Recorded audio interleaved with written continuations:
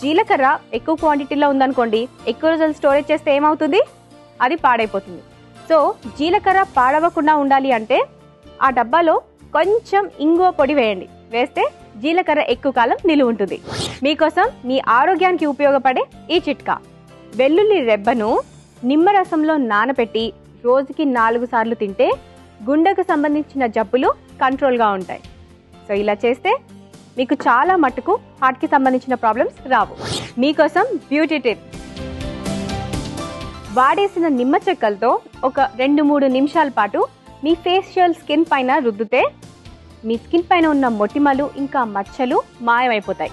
ఇప్పుడు మీకోసం మరో బ్యూటీ టిప్: మీరు ఎక్కువగా నెయిల్ పాలిష్ పెట్టుకొని తీస్తూ ఉంటే డెఫినెట్గా అవి డల్గా తయారవుతుంటాయి.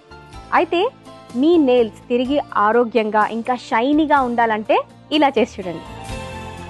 వాడేసిన నిమ్మ తొక్కలతో మీ నెయిల్స్ పైన రుద్దండి.